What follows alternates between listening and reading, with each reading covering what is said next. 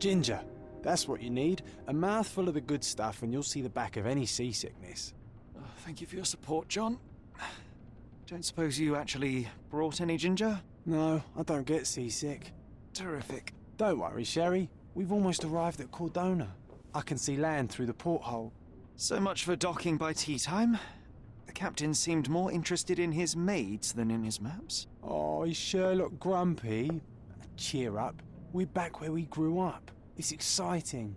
What's changed? What's the same? Ugh. I'm starting to question whether the weeks-long journey was worth it. Travelling all this way, enduring this indignity simply to visit a grave. Even if it is my mother's. Ah, that's just Mycroft's nonsense, still rattling around in your head. Try to forget what he said. I have. I believe it was that this is a performative farce, a feeble excuse to avoid responsibilities, and that there was nothing to be gained from it. You needed to do this. Enough of the self-pity and doubt. So we're a little late. What of it? We'll retire to the hotel and visit her in the morning. It'll be worth it. Thank you, John. And if you want to notify the captain's wife of his indiscretions, I will not stand in your way. Ah, at last. I'm quite ready to get off this cursed boat. Come on. We'll go together.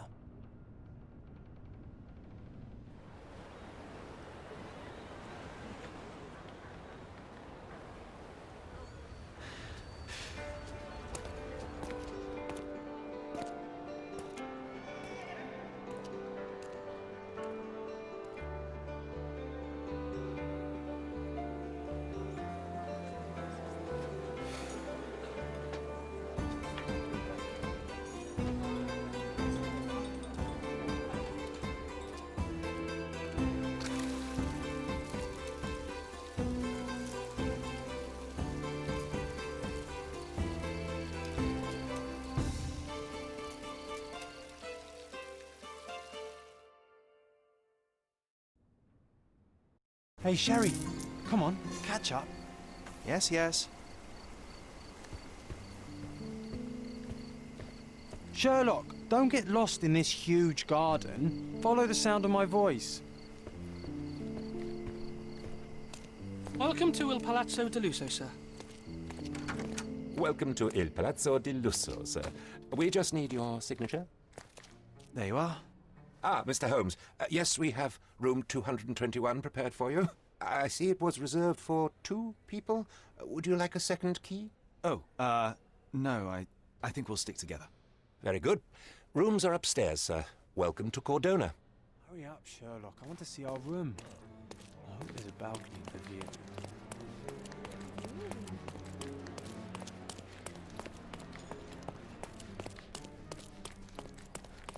I apologize, sir, but your room is not yet ready. Perhaps, in the meantime, you would like to relax in the foyer? Tonight, the restaurant is offering a complimentary marlin ceviche to all our guests. Let's check what they have on offer.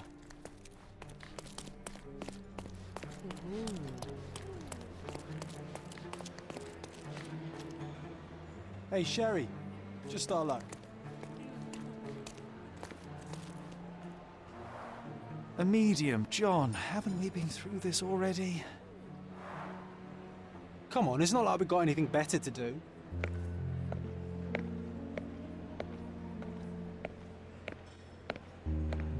Excuse me, sir, but I believe Mr. Galich is conducting a séance at the moment.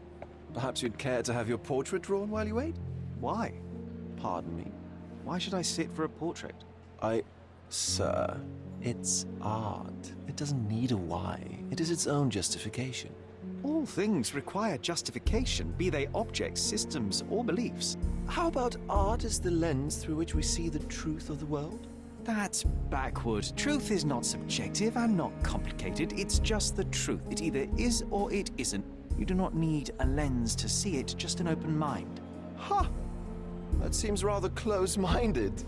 Truth, like beauty, is in the eye of the beholder. So tell me, what do you see? Mediocrity.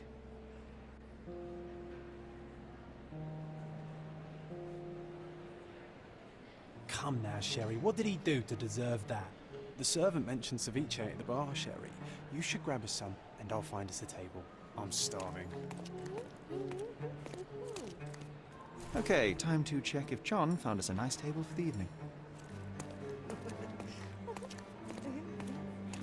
Sherry, I'm over here with my new Ursine companion. What are you waiting for? Put the dish down so we can tuck in. Cordona's even quieter than I remembered. It's going to be a long evening. Ah, come now, Sherry. What say we amuse ourselves with a little game? What were you thinking? Oh, promise me it isn't nonsense.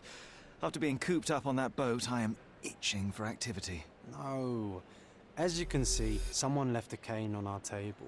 I simply thought you could identify its owner. Ah, so it is nonsense. It'll take me a minute, John, at most. Well then, you can deliver it to him as well. Deliver it to him? Then what are the staff here for? Aesthetics? Stubborn, Sherry, too stubborn. You wanted something to do. Slapping oneself in the face is also something to do. That doesn't make it worthwhile. But all right, let me take a look.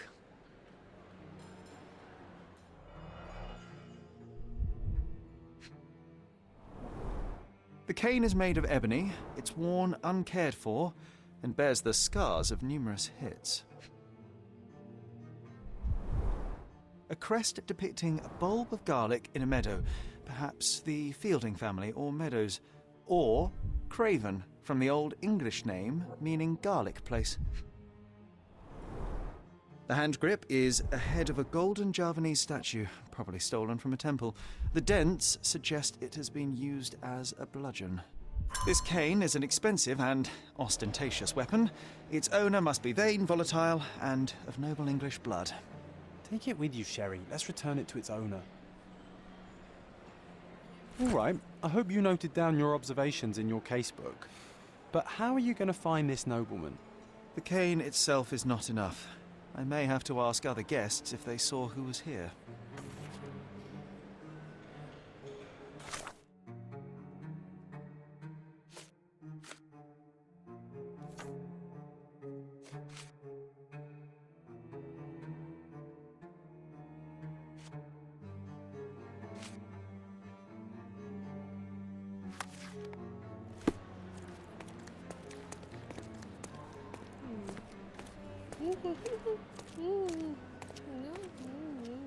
Do you know anything about this?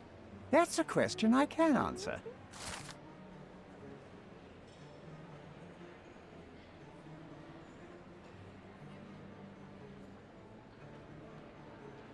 Well, even with your keen senses, Sherry, I doubt you'll find the cane's owner on your first try. And would you be confident enough to bet on it, my friend? Why not? Let's see how good you really are.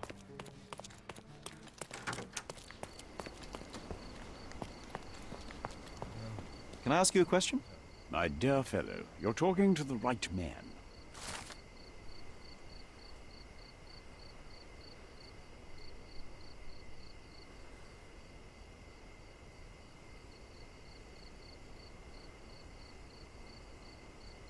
Hey, Sherry, don't we now have the perfect excuse to visit the seance? I'm just going to give the cane to its owner. You will not persuade me to take part in this show.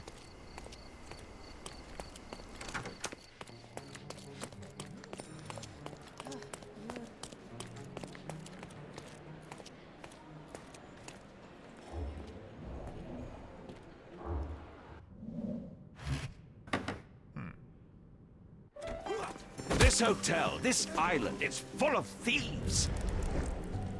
First my cane, now the diamond. Take your hands off me! Do you even know who I am?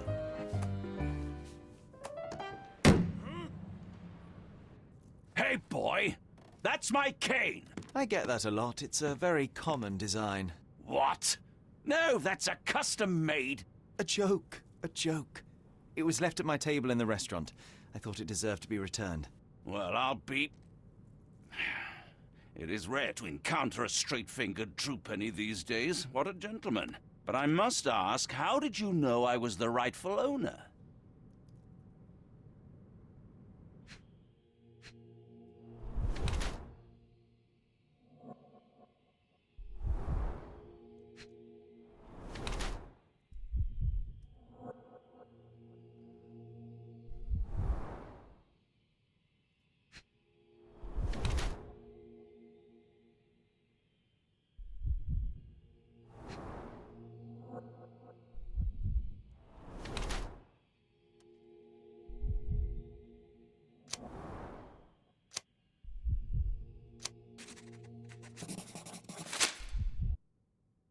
Simple deduction. Your cane told me everything I needed to know. I was after a strong, middle-aged man with a keen interest in adventure, noble blood, and affection for strong drink.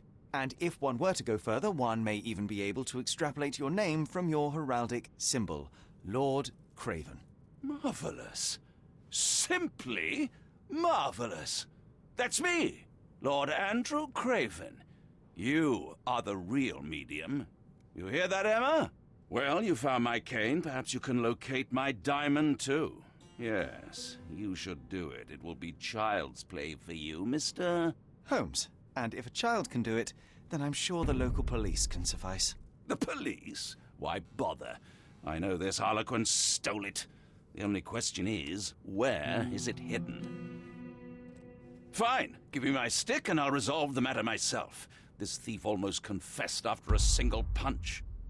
I suspect a beating may result in answers of questionable veracity. Fine.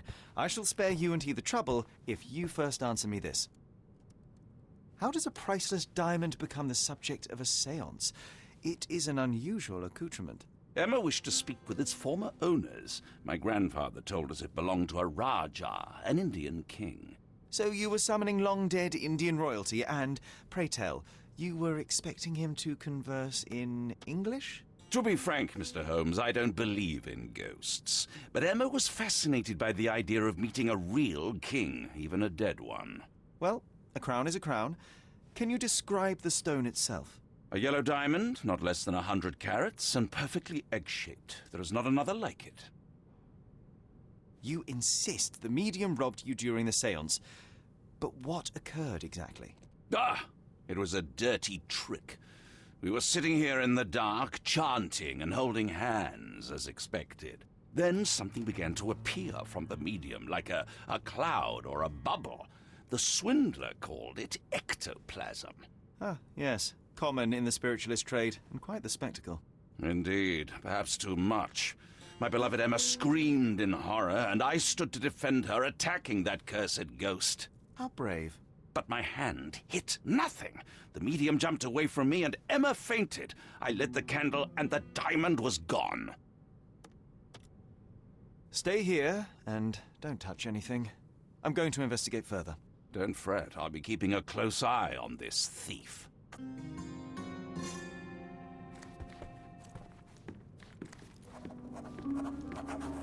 Thank you for helping us resolve the situation, sir.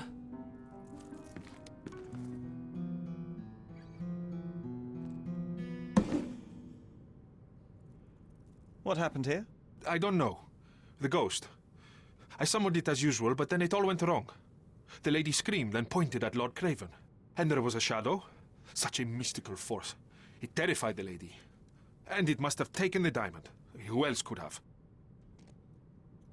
I will investigate, and the culprit will be identified. But the stubborn brute Lord Craven blames me right now. As if I could do something like that. Perhaps you can reason with him? Please? Was this covered on purpose? Of course. It is very dangerous to leave a mirror exposed during a séance. The spirits may become enraged. Or someone may notice the trick they should not see. Quite a display for the tremulous visitor. How can you not love this stuff, Sherry? It adds so much atmosphere to the room. Pale skin, quickened pulse, unsteady breathing. She's barely conscious. The feebleness of women. Really, Sherry? Poor thing.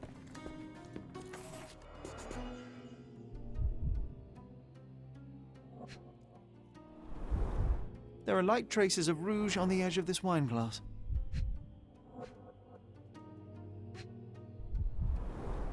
Half a glass of Balblair Scotch and the remains of a Paul Aranaga cigar. What else does a gentleman need? This must be the ectoplasm. Too bad there's not enough for a proper chemical analysis. Ectoplasm. The ghost was here, Sherry.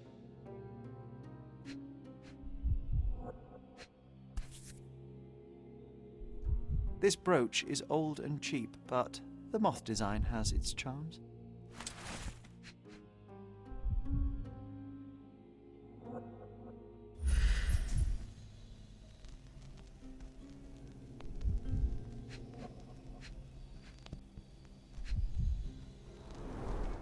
Half a glass of Balblair Scotch and the remains of a Paul Aranaga cigar. What else does a gentleman need? The diamond was placed on the table so that all participants could reach it. Ah, seems like you're ready to delve into your mind palace, Sherry. I'm sure you'll make some good deductions.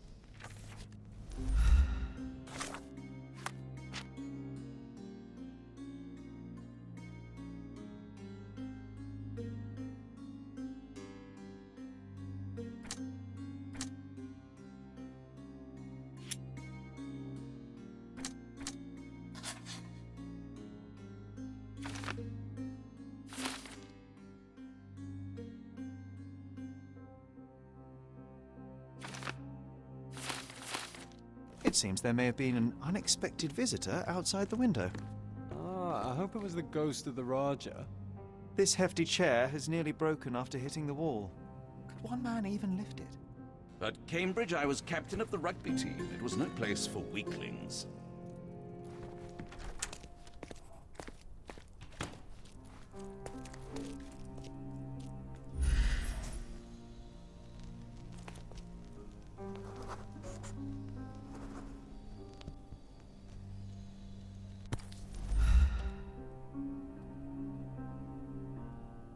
This looks recent.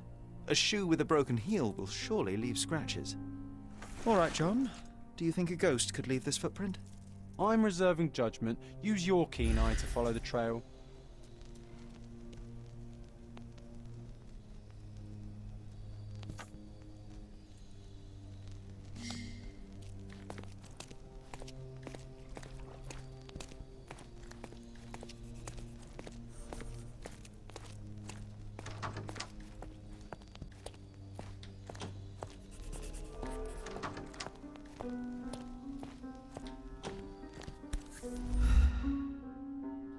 Size 4 with a broken heel. Rose D'Amour. All the maids in the hotel wear this exact shoe. So, definitely not the ghost of a Raja. Unless... No, what a shame. Our witness was a nosy maid. Searching the entire hotel could be difficult. Perhaps the other maids can help us find her.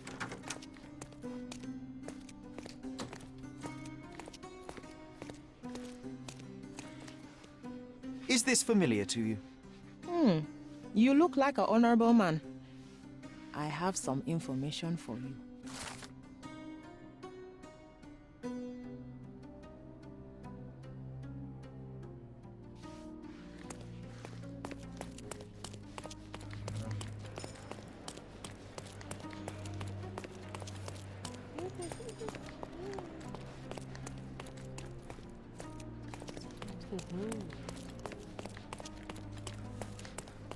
Finally, there you are. One would think a maid would be easy to find in this place. I'm sorry, sir. Do you need more towels? No, no. You are the maid who saw the ghost in the seance room, yes? How did you know? Simple. You changed shoes after breaking a heel while fleeing the scene. I'm sorry, sir, but if I may ask, who are you? I'm a novelist documenting the supernatural and those who witness it. Now, should you take a starring role in the tale, I will need your name. Oh my, a book? And you want to include me? I'm Lucia Saletta. Something went wrong during the seance, Lucia, but no one will tell me what happened. You would be a valuable interview if you were there. I was, and I saw everything with my own eyes. Describe what happened during the seance. A lady and two gentlemen were sitting at a table, touching their hands to something. The medium started to whisper and chant, and a ghost appeared. A ghost? You're confident? It was unearthly, sir. It grew from the medium's chest, a glowing cloud or a bubble. I pressed closer against the window to see better. And the lady saw you? How did you... Yes! She screamed and pointed, so I hurried to escape, and I broke my heel. But I did see the ghost, a sickly, evil thing. And that's all you can tell me? Did you see any of what happened next? The medium, Mr. Galici, he was doing something with the ghost. He grabbed at it like he was trying to catch it. And then I ran. I suppose I should be grateful you endured these horrors for such a long time. All right, I have your account memorized. Good day. You lied to the poor girl, Sherry. What a tease. She'll dream about being a character of that book. Surely a pleasant dream is better than no dream at all, John. Oh, let's get back to the crime scene. I always love seeing you explain simple things to simpletons.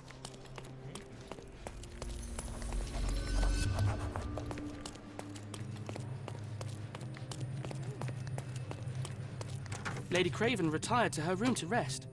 Lord Craven remained here until the staff reported that the medium was locked in his room.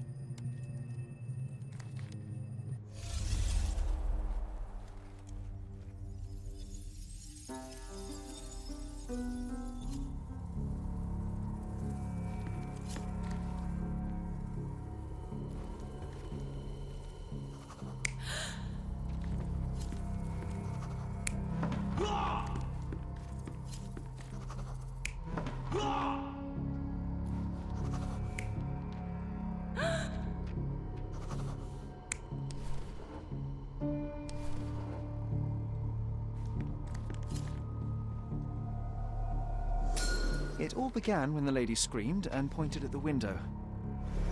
Lord Craven jumped up, ready to face anything, ghost or human. The medium shrank back in dismay. He was not expecting such a reaction and had to quickly hide the ghost.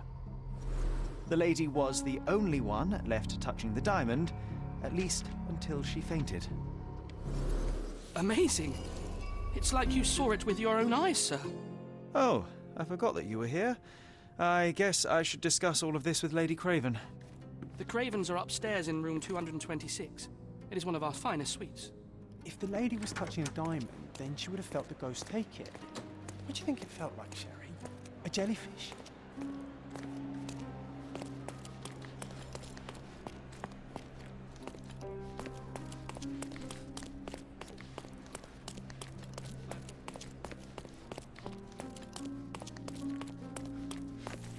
Lady Craven is not who she seems. Remember?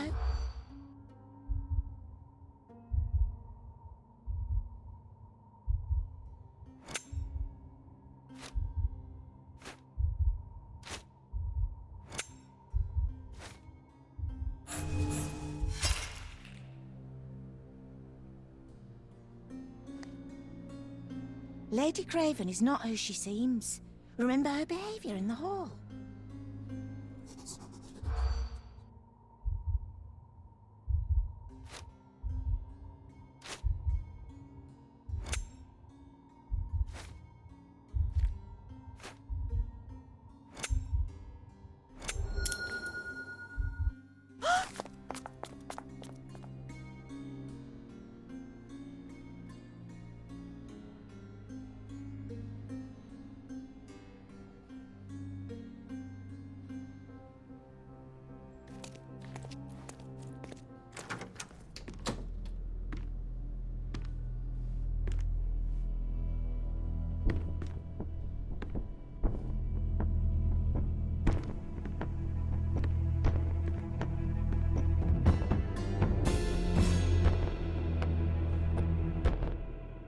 You're here, at last. I didn't do that. I swear, I found her this way.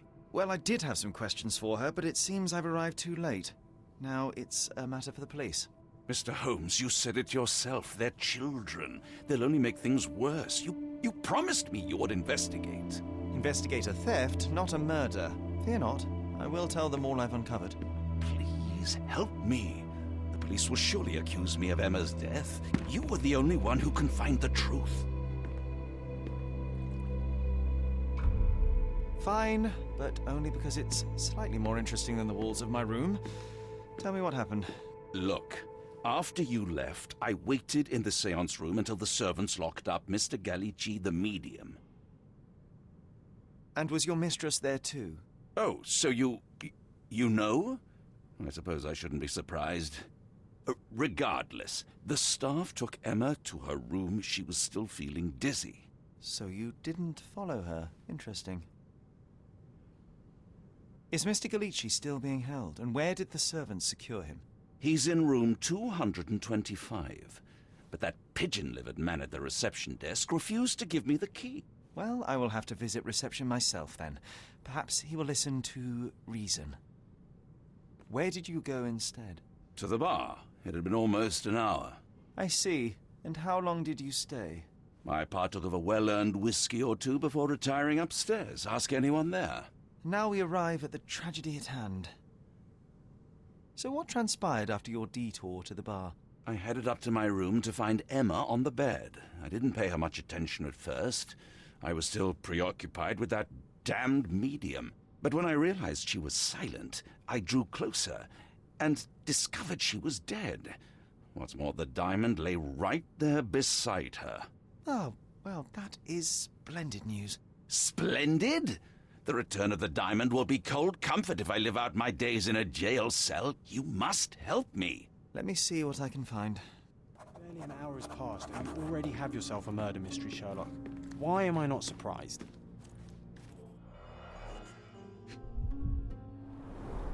Strangled with bare hands, judging by the bruises. This must be the missing diamond.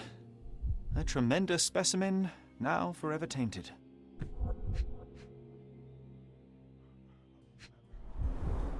Everything was tipped out of the bed as if it was searched. Do you think she stole the stone? It's certainly possible, but we won't get her confession now. Well, there is a professional medium right next door.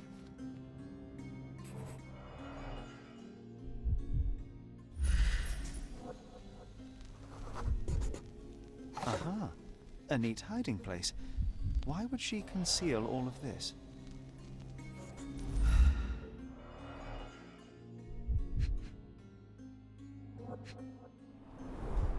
Several £1,000s, that's quite a fortune.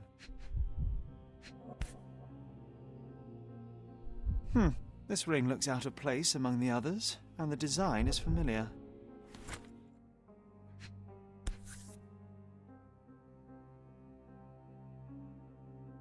Virtus audacta sapit, courage tastes bold. A unique family motto.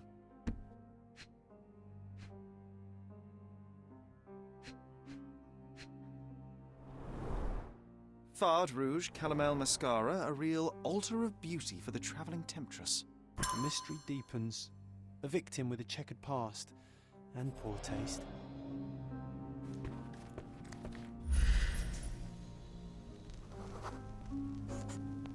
A remarkably simple lock.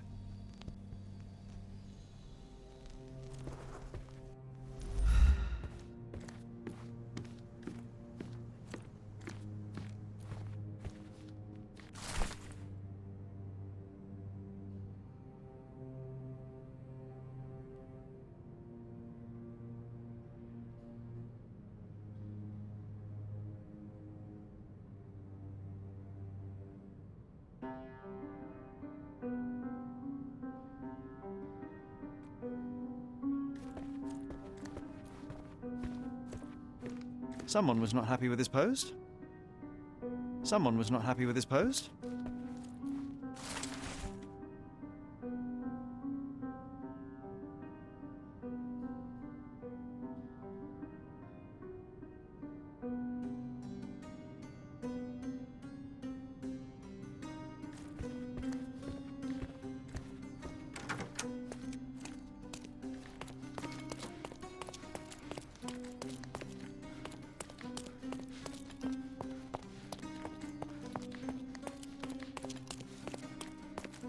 Give me the key to Luca Galici's room.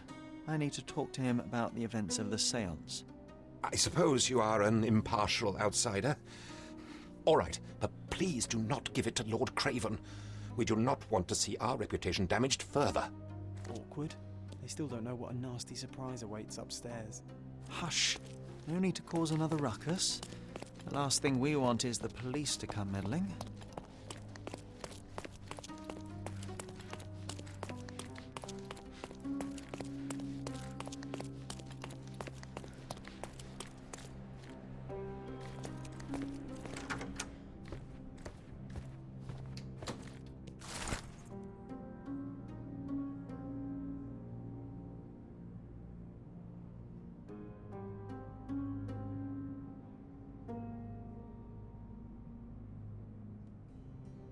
A familiar substance. It's the ectoplasm that stained the seance table, but this time there's enough for analysis.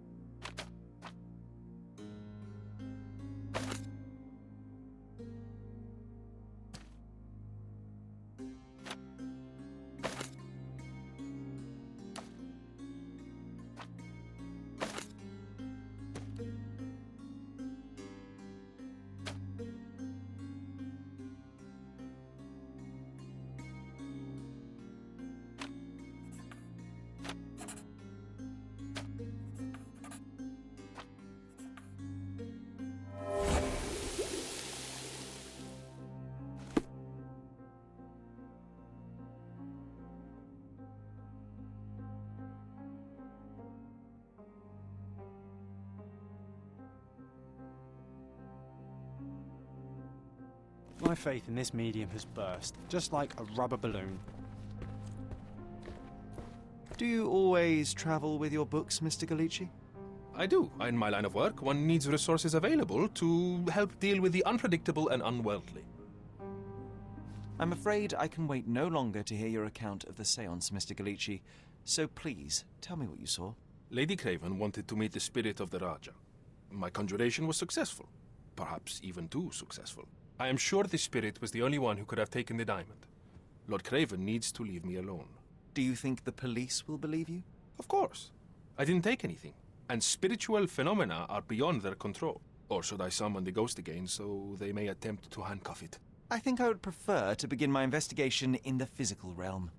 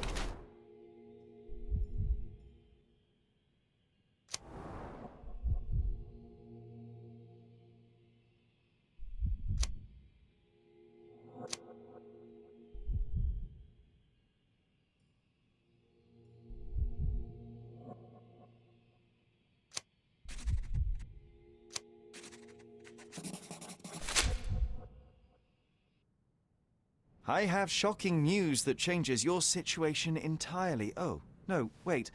What am I thinking? The spirits will have told you this already. I'm not in the necessary state for summoning. The spirits prefer clarity of mind and soul.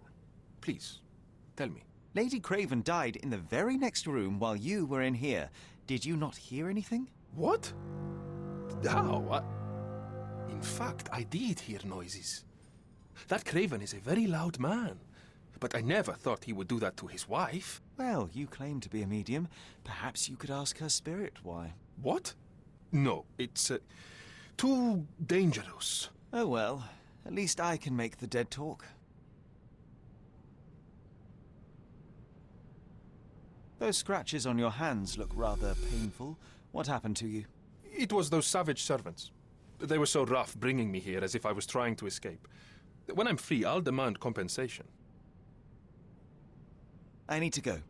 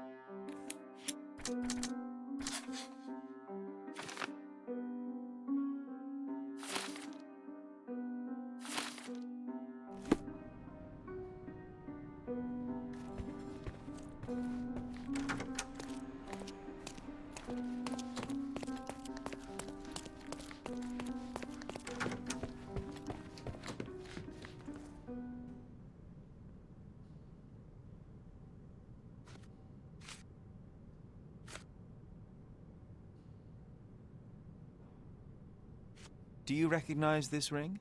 Should I? It's a third-rate piece if ever I've seen one. I'd never buy something like this. Did you ever see Miss Emma wearing it? No.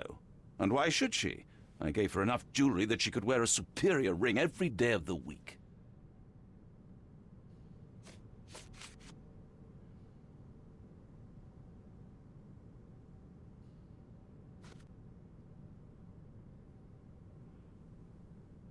Get to the point, Mr. Holmes. Stop wasting time. The murderer is getting away. Stop wasting time. The murderer is getting away. Stop wasting time. The murderer is getting away. I found these jewels secreted away. Are you familiar with them? Ah, it cannot be so. That deceptive wagtail. How could she do this? That sounds like a yes. These items were supposedly stolen from us during our trip. I must have spent hours reporting it all to the police. And it turns out she had them all along. The trollop. I'd kill her myself, was she not dead already?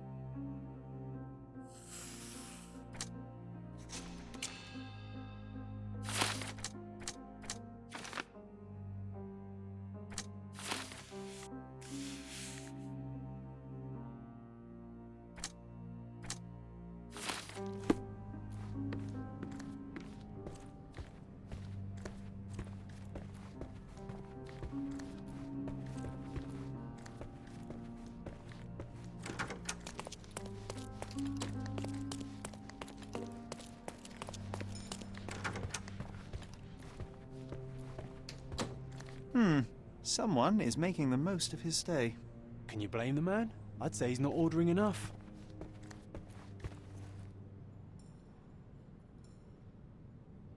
This object simply isn't resonating with me. That's a remarkable pin of yours, Mr. Galici. Does it have any meaning? The butterfly? It's a reminder of a time in which I was truly happy. What a coincidence. Lady Craven had a ring with the same design. A coincidence indeed. I suspect it is a common theme in jewelry. Do you realize just how dangerous it is to hold phosphorus in the mouth? I beg your pardon? I'll bet it makes your rubber balloons glow impressively in the dark, but you'll regret it when the hypertension and vomiting sets in. You mock my talents, sir.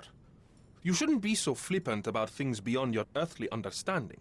How ignorant one must be to compare a spirit's ectoplasm with balloons. It was merely a word of caution. We both know how match factory workers look after several years on the job. I need to go.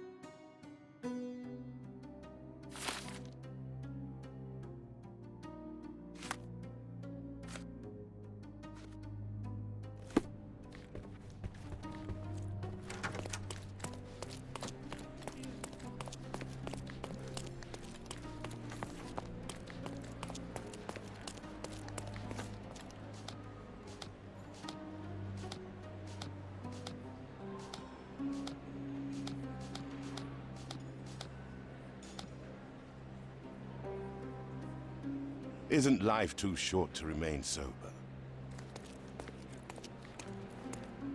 Are you able to help me? That's a question I can answer.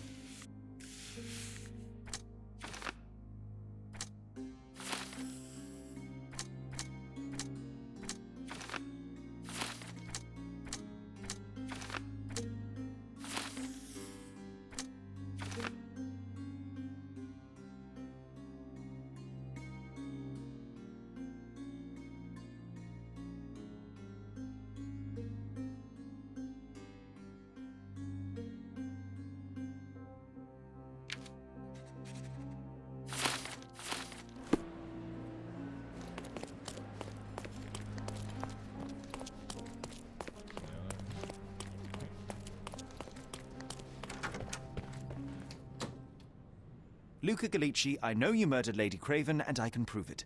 That would be a grand story for the newspapers. But where's your proof? I was locked in here and could not hurt a fly. Yes, the locked room. Good of you to mention it. I inspected the door between the rooms, and the lock on it is piteous. You could open it with a penknife. So I am now a burglar, as well as a thief and a murderer? As for the motive, it's obvious that you deduced that Lady Craven was the real thief. Of course, it helped that this was not your first encounter with Miss Emma. I am... I don't know what you're talking about. How on earth can you believe this? I think the police will easily find the proof when they browse their archives. Your wrists are bloodied, and there's no way a servant's manhandling could cause such an injury. It was Lady Craven as you strangled her. You are fantasizing, Mr. Holmes. It is done, Luca. You will be arrested. Your best strategy now is to confess and hope your reasons were justified. I don't know how you figured it out. But yes, I killed her. I had to. This woman could not get away with ruining my life twice. Twice? I knew Emma before she was a lady. I mean, she pretended to be noble back then too. But only so our gang, the Moths, could steal from those snobs. She betrayed us, stole all our money and disappeared, leaving us to rot in jail. I was young. I spent 3 years in that hell. And tonight, she tried to set you up again. Did she recognize you? She didn't. I came to her afterwards, pleading that she drop this farce, but she laughed in my face. I just remembered my time in the clink, all I suffered while she indulged. And I grabbed her throat. You already suffered at Miss Emma's hands once. I'm not convinced you deserve to suffer again. I can't help but notice the window latch seems faulty. Perhaps I should leave you here alone and fetch someone. I'm afraid it may take me some time. Oh, thank you. Thank you. The police won't notice your disappearance immediately. Run, leave Cordona, and try to lead a decent life. I won't forget your kindness. I owe you everything, Mr. Holmes. Stop wasting time. Run. Open the door, Mr. Gallici. Don't make it worse. We know you're in there. Imbeciles, why are you dawdling? Step aside.